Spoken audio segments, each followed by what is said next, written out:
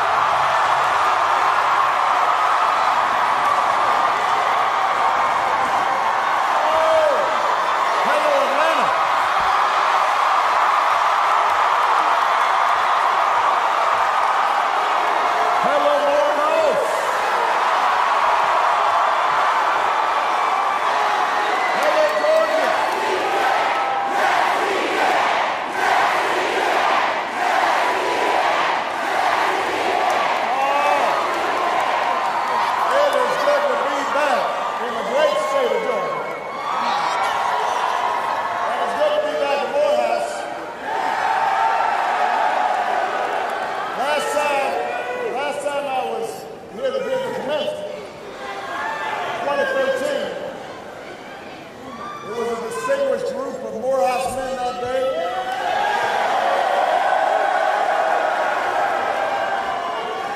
I would have spoken to Selman, but Michelle beat me to it.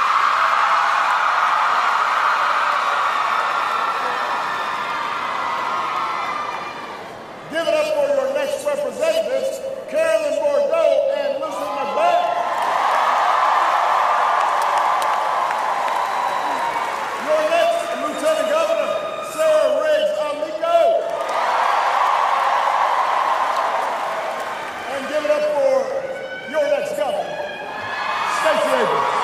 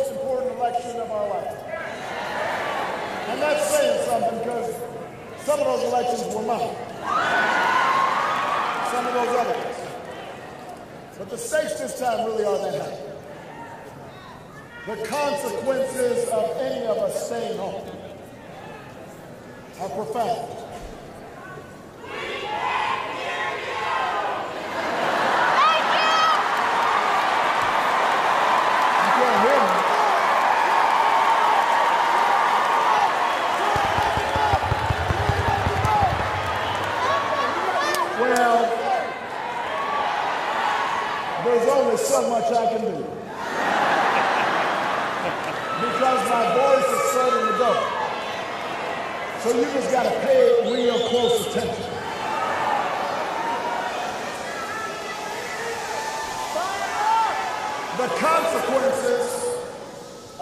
us staying home really are profound. Because America's at a crossroads. The health care of millions of people are on the ballot. Making sure working families get a fair shake is on the ballot. But maybe most of all, the character of our country is on the ballot.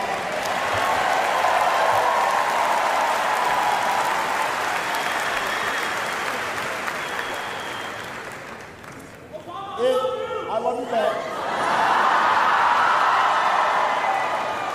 In the closing weeks of this election, we have seen repeated, constant, incessant, non-stop attempts to divide us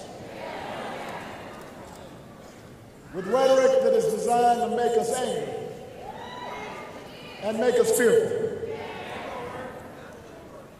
with images and rhetoric that are designed to exploit our history of racial and ethnic and religious division, to try to pit us against one another, to make us believe that things will be better if it just weren't for those who don't look like us, or don't pray like we do, or don't love the way we do. It's an old playbook. Georgia, we've seen this before. I would have liked to think we were past it. It's a playbook where the powerful and the privileged turn to whatever they can do to keep that power and privilege when they feel control is slipping away. They'll say whatever it takes, even if it hurts the country, even when it puts people at risk. It's a cynical game. But the good news, and I hope you can hear me when I say the good news. The good news is, in 4 days, Georgia, you can reject that politics.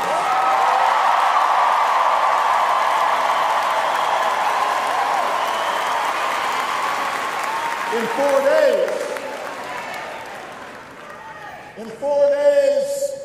you can tap into the better angels of our nation. You can be a check on bad behavior. You can choose a bigger, more prosperous, more generous vision of America. A more hopeful vision of Georgia. A vision where love and hope overcome hate. An America where we, the people of these United States, whatever we look like, whatever our last name is, however our parents came to this country,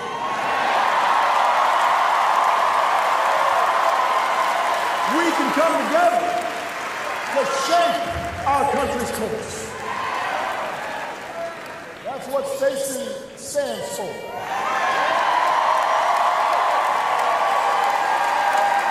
That's what Carolyn and Lucy and Sarah stand for. And that's what you can stand up for on Tuesday. Now, here's the thing, Georgia. We have been at these kinds of crossroads before. We've seen this before. My dear friend, who paved the way for people like me and Stacey, Congressman John Lewis is here.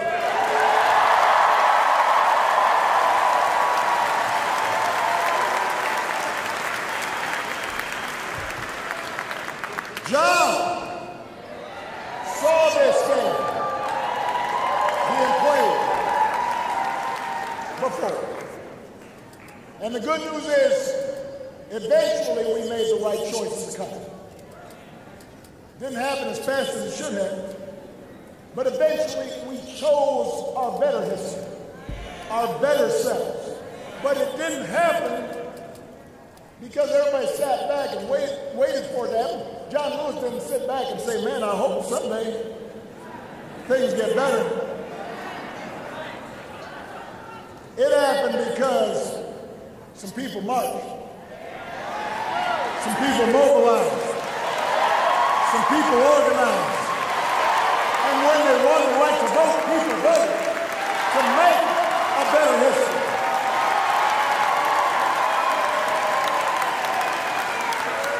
That is how things happened. That's how we abolished slavery. That's how we overcame oppression. That's how we won women's rights and workers' rights and civil rights, LGBT rights, immigrants' rights. That's how we broadened the constitutional mandate to all people. That's what made the story of America a story of progress. But as Frederick Douglass told us, power concedes nothing without fight. Progress never comes without a contest of ideas and a contest of determination. And for every 2 steps of progressive change that we make, we've usually had a step back in conservative retrenchment. Every time we pull ourselves closer to that founding idea, that all of us are created equal, endowed by our Creator with certain unalienable rights. Whenever we try to make that real, the status quo is pushed back. You win the right to form a union.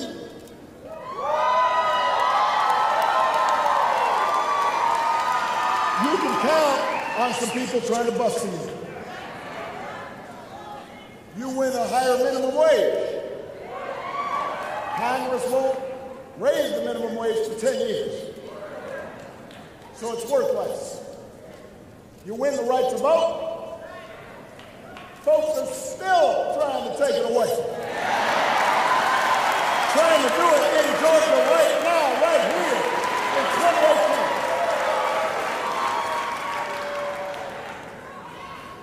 Making this country live up to its creed has never been easy. 10 years ago, I was campaigning for president.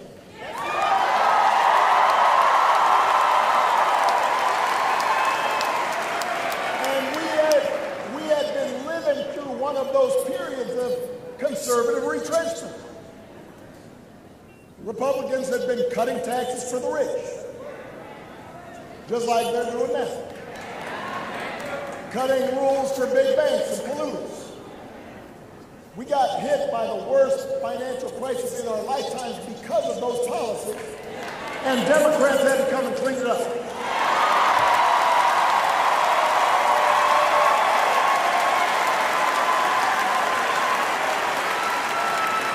So, you know, I rolled up my sleeves. I said, all right, I got a broom, I got a mop. We got the economy growing again. By the way, it hasn't stopped growing since.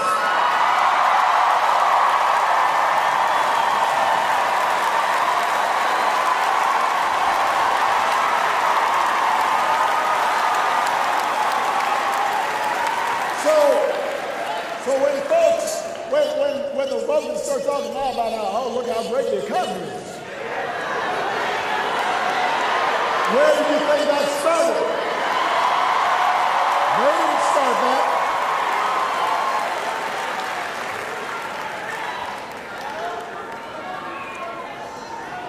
They start talking about how, oh, look at all the jobs we created. We created more jobs in my last 21 months than they created in their first 21 months. What are they talking about?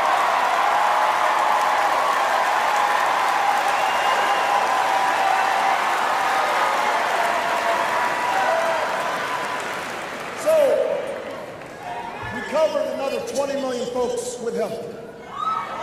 We doubled the clean energy we generate. We put tougher rules on banks and credit card companies. We cut our deficits by more than half, partly by making sure the wealthiest just paid their fair share. That's all. That's all. And by the time I left office, wages were rising, the uninsured rate was falling, the economy was growing. Handed it off, I said, here.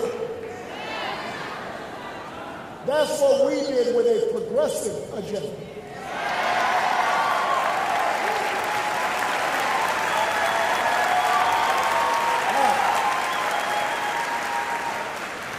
We didn't get everything that we wanted to get done. We couldn't reverse 40 years of economic trends in only 8 years. So we didn't reverse all the growing inequality that had taken place or all the jobs that had gone overseas. We had more work to do, especially once Republicans took over Congress and blocked everything we did. But they said, no, give us a chance. We know what to do. So what have they done? They've now been in control of Washington for 2 years. What have they done with that power? It's not true. They have done something. They cut taxes for the rich, just like the last time. They stripped out rules to protect our air and our water, just like the last time. Ran up the deficits, just like the last time. And they know this stuff is not popular. So they're trying to scare you with all kinds of boogeymen. Try to scare you with divisive issues that they can make up. They'll try to disenfranchise people and take away their right to vote. Stacey's opponent has already been caught multiple times.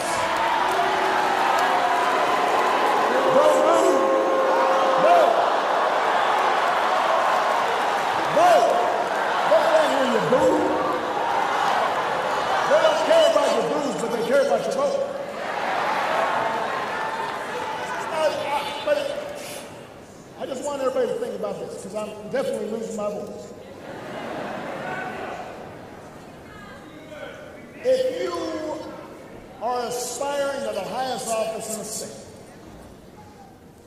in which you pledge to look out for the people of your state, then how can you actively try to prevent the citizens of your state from exercising their most basic right?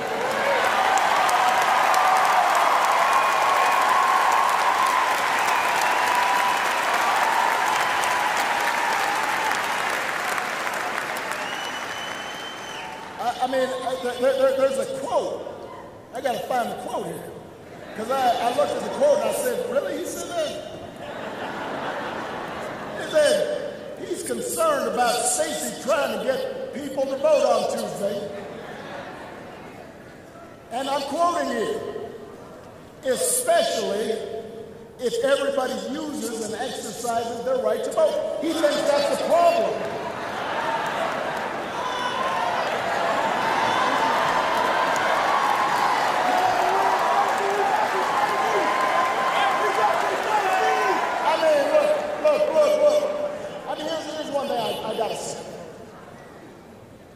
I challenge anybody. There are all these people out in the press.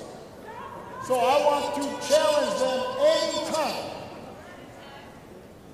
that I or any other Democratic executive actively said we didn't want somebody to vote.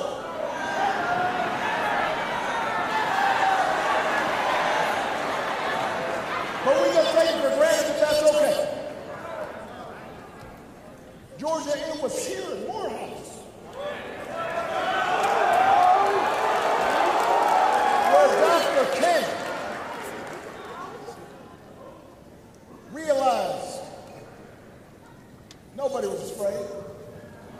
if we have God on our side. That realized he had to fight a nonviolent fight for justice and equality. Here, he received an education that helped forge the intellect, the soul force, the discipline, the compassion that would transform America, and taught others to be unafraid. So Georgia, be unafraid. If their efforts to take away your right to vote makes you mad, there's only one way to make it right. Don't boo. Vote. Vote. Vote.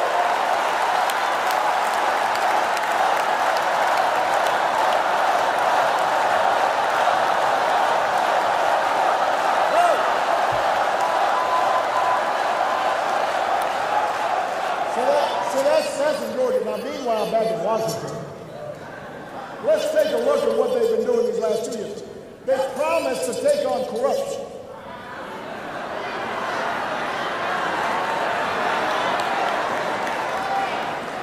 They've wrapped up enough indictments to field a football team.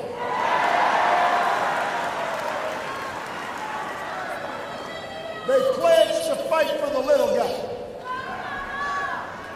Then they doled out $1.5 trillion, not billion, trillions, dollars in tax cuts aimed at billionaires and corporations. Didn't even pretend to pay for it. When I was president, and we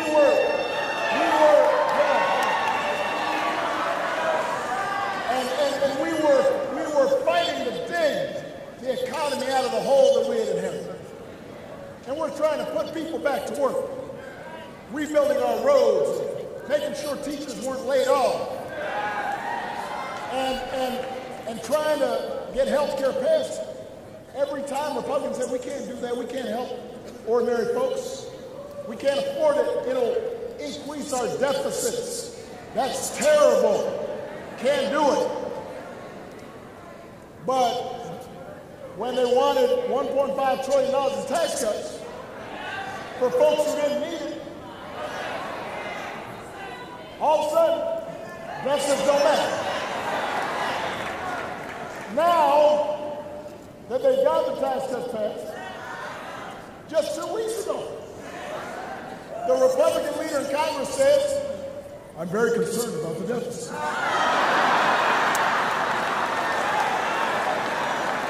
not making this up. Please feel free to do a fact check because I believe in fact-based campaign.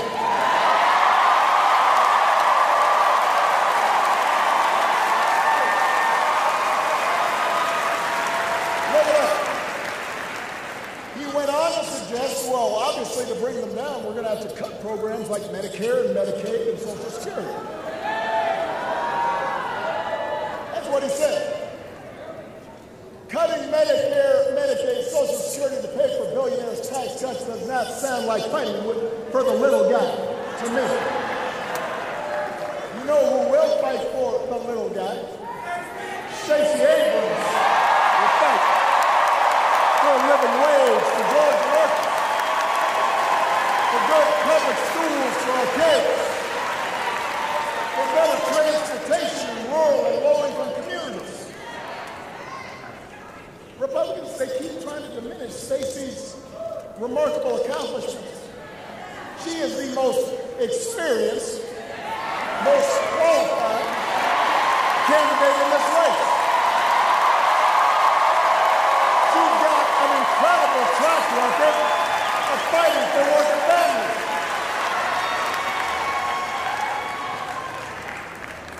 I mean, I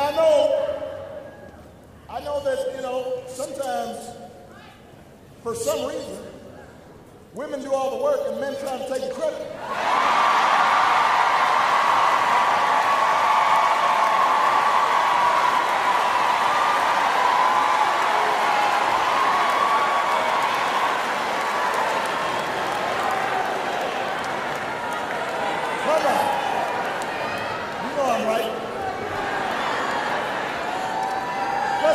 health care for a second.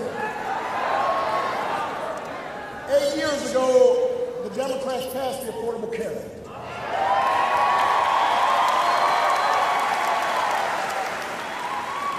The law helped cover 581,000 folks just right here in Georgia.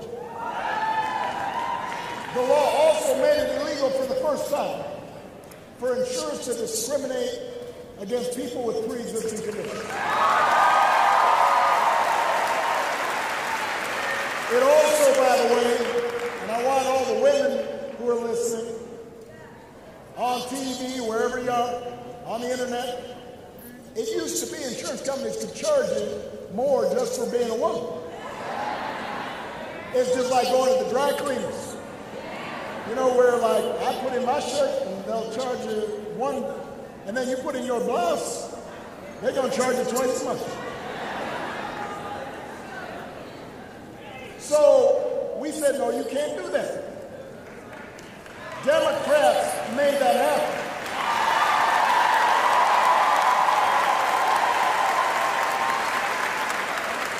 And Georgia, not a single, I want everybody to be quiet because I want you to hear this. Not a single Republican voted for it. Not one. Zero. Nada. Zilch. You said. None. Not one. So they then proceed for the next 8 years. They're obsessed. We're going to sabotage Obamacare. We're going to repeal Obamacare. And obviously, if they keep control of Congress, you know they're going to try it again because that's what they do. Except, something interesting happened. Suddenly, even the folks who didn't like Obamacare, they kind of liked not being discriminated against because of a pre-existing condition.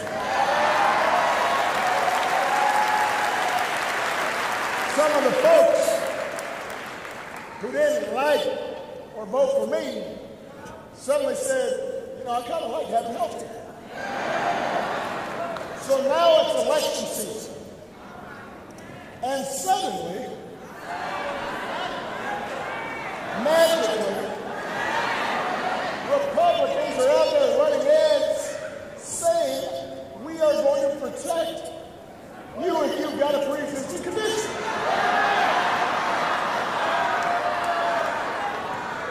So, I mean, they voted dozens of times to try to get rid of these protections for pre-existing conditions. Last year, they fell just one vote short. And if they win on Tuesday, you know they're going to go after it and they'll succeed next time. If they keep control of Congress, you better believe they're coming after your health care again. But a Democratic Congress would not let that happen, and that's why you got to vote for Democrats like Carolyn Bordeaux and McBain. So, not only that, if you vote, you can actually make sure more people get covered here in Georgia. One survey shows that the majority of Georgians of every age, every gender, every race want the next governor to expand Medicaid. Even a majority of Republicans. Stacey's opponent says he won't do it. Stacey has promised and will do it. She will expand Medicaid coverage.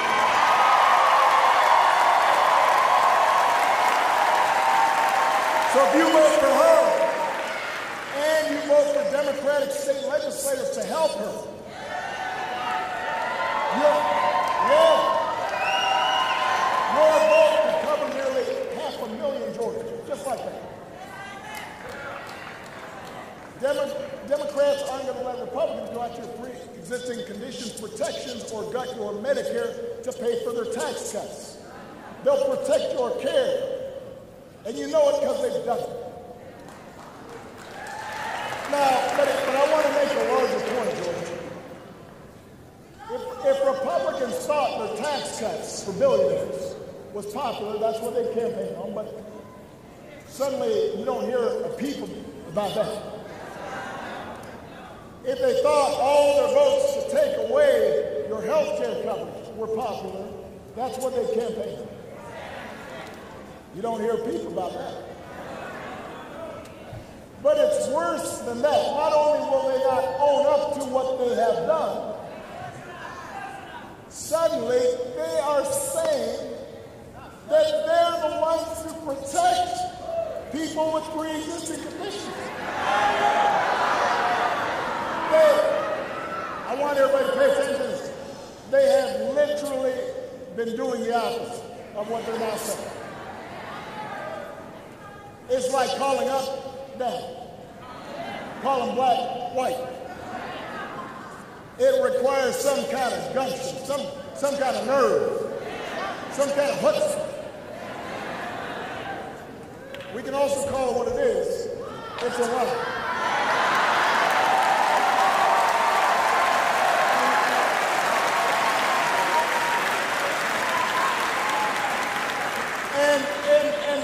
And this is more important than any particular issue.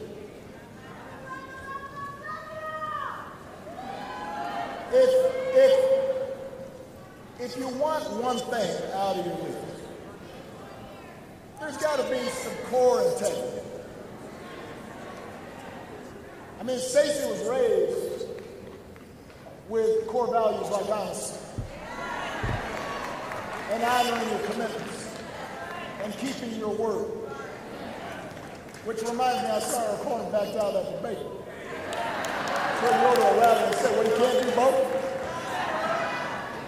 What's he afraid of? He's afraid of Stacey, I guess.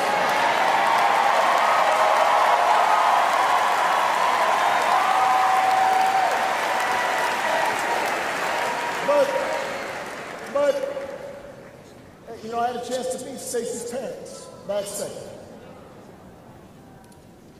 Two relatives. I mean, Stacey couldn't get away with nothing. Got two preachers as your parents. So you know she was raised right.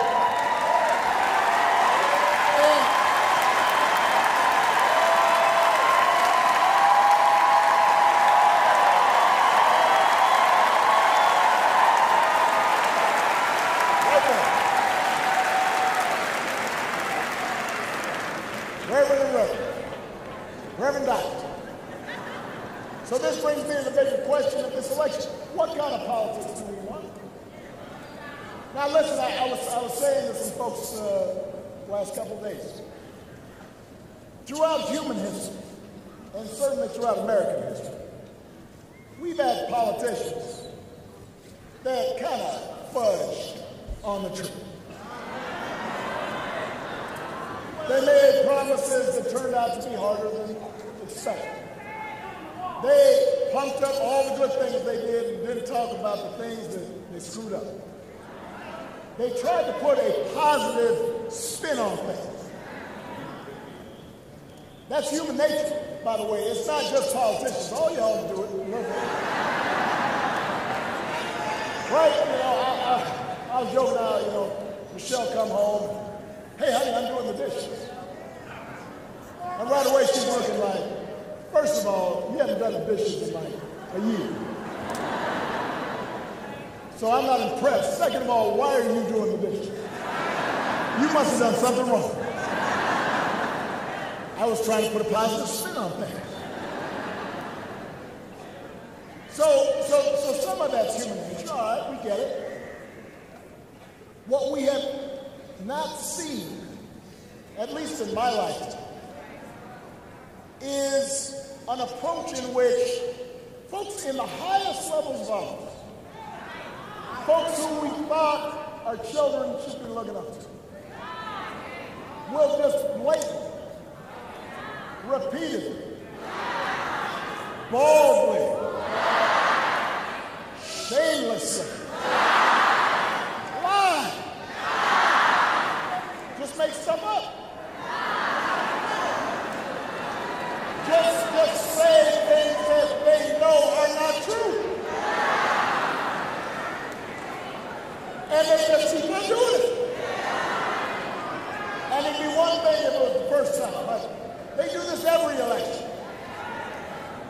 And part of what they do is the mistruths they tell are specifically geared to terrify folks.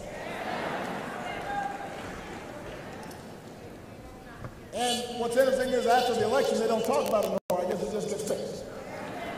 You never hear about it again. Remember in 2010, they said that Obamacare was setting up death panels to kill your grandma.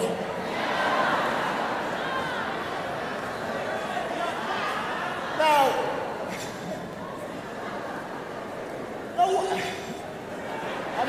I gotta admit, at the time, I didn't know where to start. What do you mean? 2014, they say Ebola is coming against us. Right after the election Sunday, they didn't talk about Ebola no more. 2016, Hillary's emails. This is terrible. This is like violating American national security. You know they didn't really believe it. Because if they did, they'd be concerned about our current president on his cell phone.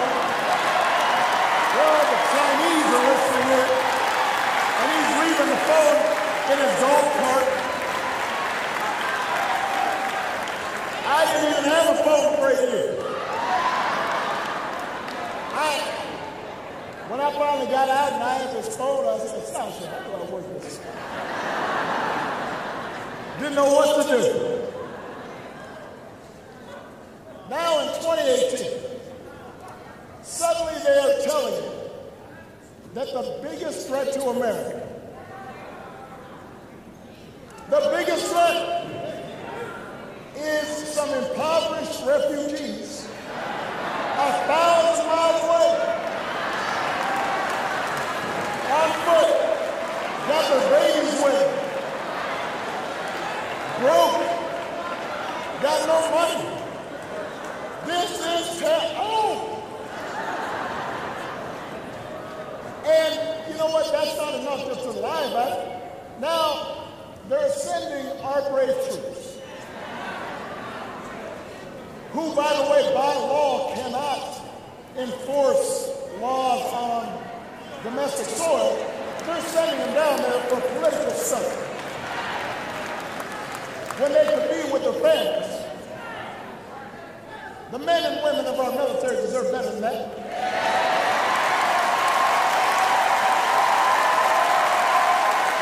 That's not patriotism.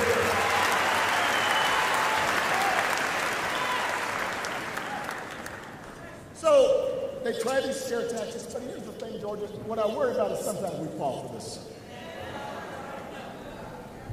It's like, some of you too young, I guess maybe they still show Charlie Brown's Christmas. Young man.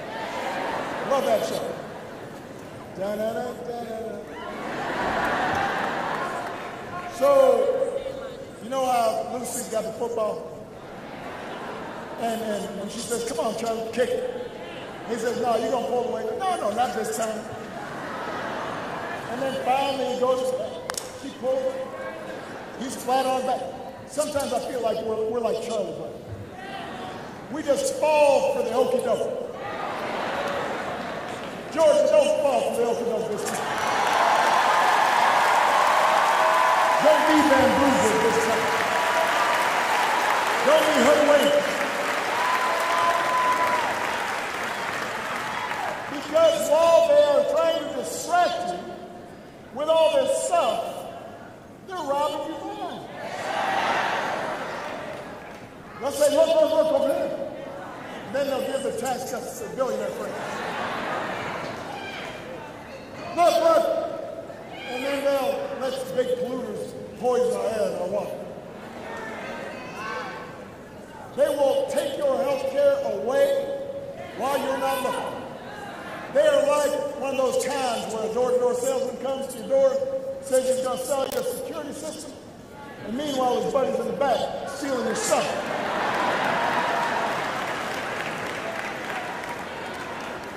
But more than the practical effect,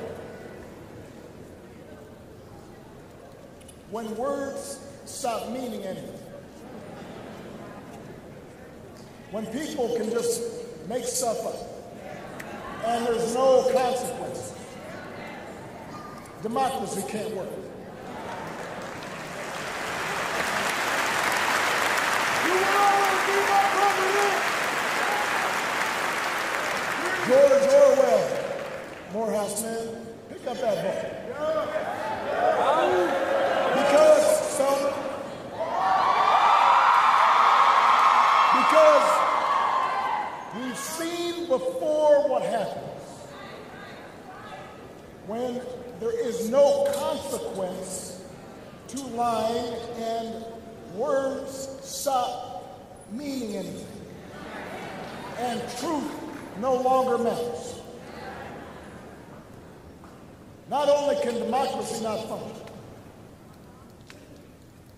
societies can't function. Marriages can't function, friendships can't function, businesses can't function if when you say something, it doesn't mean anything.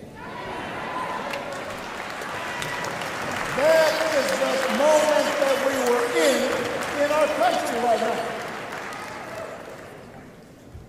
And the only check on that kind of behavior is you.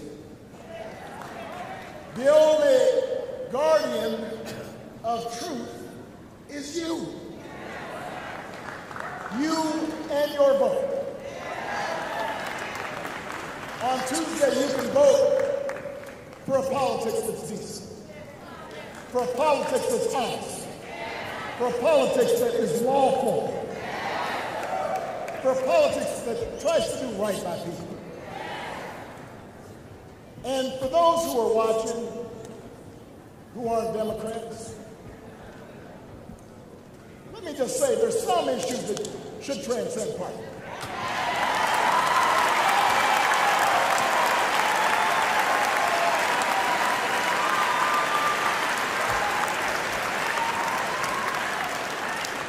Expecting your elected officials not to just make stuff up. That's not a Democratic or Republican issue. It shouldn't be Democratic or Republican to say that we don't try to monkey around with the rules of our democracy. That we don't threaten the freedom of the press just because they write something about us we don't like. It should not be a matter of partisan politics to say we don't target certain groups of people based on what they look like, or how they play, or who they love. Anybody who's watching, if you are truly a fiscal concern, then you can't think it's fiscally responsible to run up $1 trillion deficit. If you are following the precepts of the good book, you can't think there's anything proper about ripping immigrant children from their mother's bosom at the birth. And by the way, if you believe in the American Constitution, you got to know that no one person can decide who is an American citizen and who's not.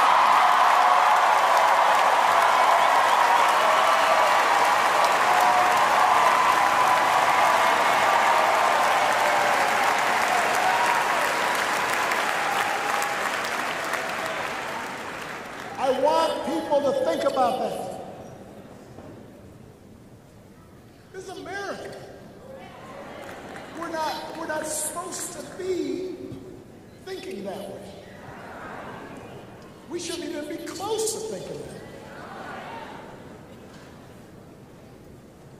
It's bad enough spending 8 years trying to take away people's health, and then in the final days trying to act like your Mother Teresa.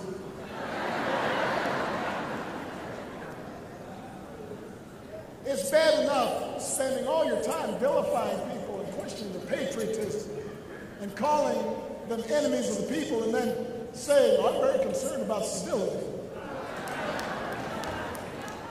Or some folks who say, yes, I'm very concerned about this behavior, but don't do anything about the bad behavior.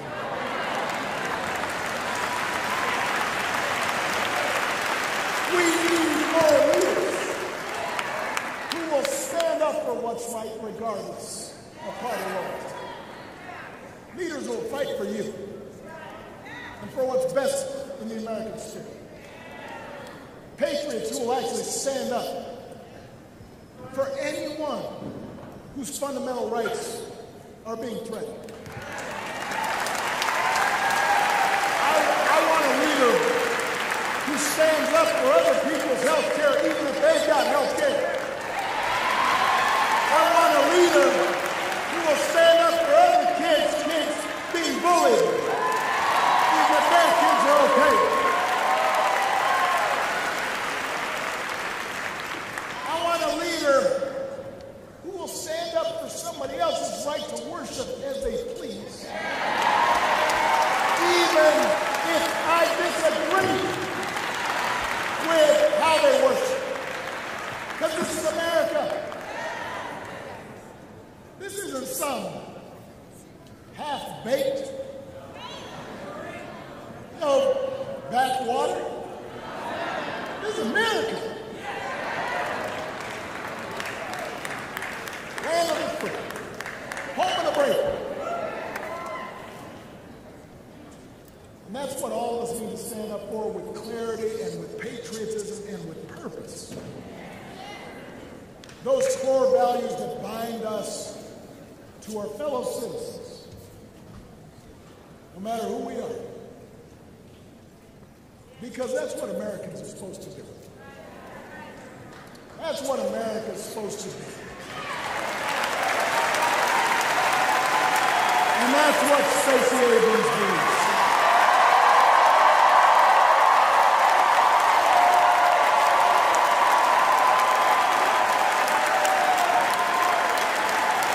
That's what Stacey believes. That's what her parents taught her. To look out for each other. To be honest. To show compassion. To work hard. To act right. To be kind, to treat people based on the content of their character,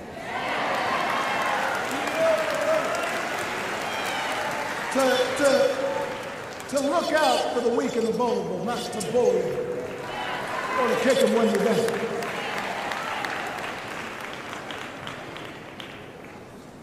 Isn't that what we want for our children? The choices we make right now live on. The violence of the past still ripples through America. The discrimination of the past is still a heavy weight on this nation. The choices we make now, they continue. So we got to make the right choice for these young people. And that's what Stacey Abrams is prepared to do, to make the right choice.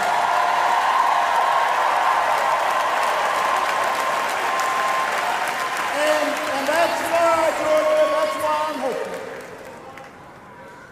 I'm hopeful that we're going to cut through all the nonsense, all the misinformation, all the noise, and remember who we are and who we are called to be. I'm hopeful because out of this moment of political darkness, I see a great awakening of citizenship. All across the country and all across the great state of Georgia. I'm traveling around, I'm seeing so many people get involved for the first time, or for the first time in a very long time, marching and organizing and registering. Some of them running for office themselves. By the way, record numbers of women. You know we need more women than that.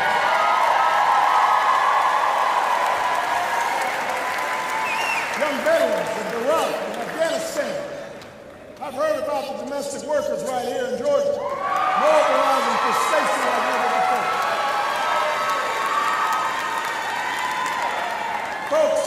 Folks earn their living cleaning other people's homes, taking care of other people's kids. If they're not too tired to vote, You better not be, because they got a harder job than you do. There are like so many Americans who maybe didn't have an interest in politics until stuff happened. And now they're saying this time is different. This moment is too important to sit out. The antidote to government by a powerful few is government by the organized, energized man. And let me say this, and I want all the young people who are listening, because I was reading some articles about some young people saying, well, I'm woke, but I'm not sure I'm going to vote. They say, well, I'm not sure that it really makes a difference. I would rather hashtag. Let me tell you something, and I am telling you the truth. One election won't fix everything. No, it won't. I mean, with Stacey as governor, it's not as if suddenly racism and sexism is down. It's not as if suddenly we don't still have a problem in our criminal justice system. It doesn't mean suddenly all poverty is cured. But you know what it does mean? It means things will start getting better.